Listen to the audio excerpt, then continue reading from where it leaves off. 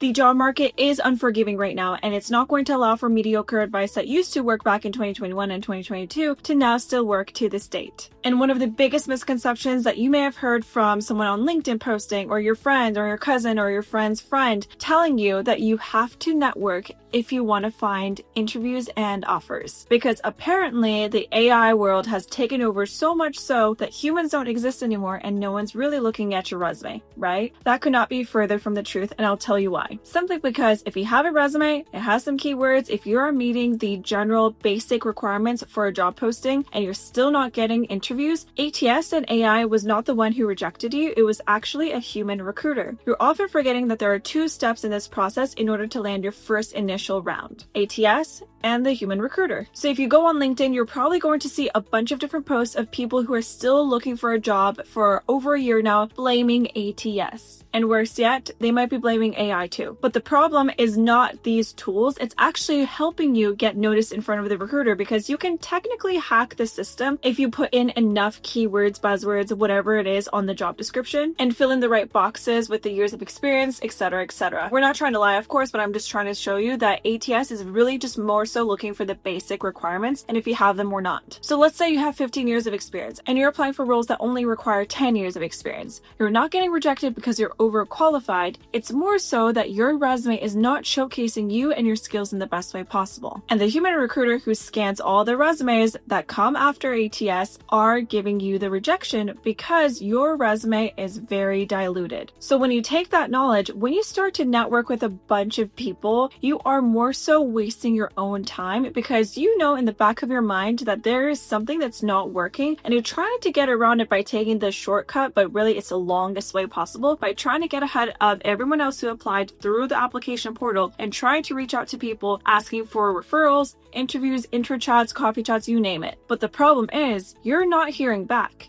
And that's why you're wasting your own time. And when you do hear back, it's typically going to be, we'll get back to you if there's a right fit, or thank you so much, just make sure you applied and we'll get back to you. Like, it's really not going to be anything more than that. Even if you get messages like this, which is very rare, recruiters are very busy and their inboxes are full with job seekers just like you, and you're still getting rejected despite them saying, we'll push your application, we'll let you know, we'll get it noticed. The problem is not ATS. The problem is your resume did not show your skills, your responsibilities, and your impact in the way that best represents you. It's even worse if you tailored your resume to every single job application, because now your resume is full of diluted value. There's no impact, there's no metrics, and all you're left is with a vague laundry list of things that you accomplished on the job, but in reality, you tailored it to the job description over and over again, such that it lost meaning. My clients who have come to work with us after 3 to 6 months of trying this on their own and seeing that networking is not really what it used to be, and tailoring their resumes is not getting them interviews either, they have come to the conclusion that the only thing they could control is their own application material, which is going to be their resume. Especially as a woman, you cannot rely on other people to do the heavy lifting for you. You have to be able to know how to exit a situation like a toxic job environment, or if you want to find a job that has better pay, better growth, whatever the situation is, you have to be able to understand how to do this on your own. You cannot wait for someone to give you an in, a referral, or an intro chat, because in reality, it's not sustainable. You can't keep doing this over and over again. So let's say you have been doing this for your next job, right? And you've been doing this for the last 1 year. Are you really going to want to do this for every single time you want to leave your job? It's not just the market. There have been so many things that have changed since the pandemic, and we cannot rely on the same old strategies to get us our next opportunity. So tailoring your resume is the number 1 worst advice I've ever seen. And the second is going to be having to network if you ever want to stand a chance to land interviews and offers. My clients, after going through this process with me, they fix their resume one time, they never tailor it again because all of their responsibilities are there. You can't really change the past, so you have to show all of the work that you accomplish and your impact well. So if you take your tailored resume and now you're starting to network with people, even if people ask for your resume, or even if you reach out to people in a company asking to network, have coffee chats, your resume is not going to do any heavy lifting to get you an in. First of all, intro chats, very basic. They don't know you, you don't know them, and you have to low-key pretend that you're very interested in their work. I mean, sure, there are going to be people that you really really look up to, but if you're going in with the intention of asking for a referral or asking for an in, it's very obvious. So rather than wasting your time doing that only for them to say at the very end, well, we're not hiring right now, but I will let you know if something comes up. Yeah, they will never let you know. Why? Well, because they don't know you. You really didn't build enough rapport with them in 15-20 minutes, so they're most likely going to recommend someone else or find another person internally. You should be trusting yourself enough to be able to handle this job market. Because I'll be completely honest with you guys right now, not to toot our horn, but at Bahar Careers, we are killing it in this market. And job seekers are directly competing with our clients. They have a fantastic resume. They have great LinkedIn profiles. It's fully optimized so that they know how to effectively use that to get interviews and use that as a leverage to receive email messages from recruiters. And not to mention the extensive interview prep that we do to get them from the basic recruiting screening call all the way to the finish line. And my favorite part of it all, the salary negotiation. And on average, our clients are negotiating an extra $5,000 to $20,000 on top of their salary offers that they were first given. And that has happened quite often. One of our clients, Vidisha, landed a data scientist offer and she negotiated an extra $20,000. And another one of my clients took the internship offer that we got her and is now converting that to not just full-time, but into an AI program manager role and has geared up to negotiate an extra $40,000 because they've asked her to move to New York. So it makes sense for her to gear up and ask for a bit more compensation. The salary negotiation alone is going to get you the best opportunities, the best job titles, the best benefits. You need to have the best resume just one time because if you think about it, all of your experiences are going to be like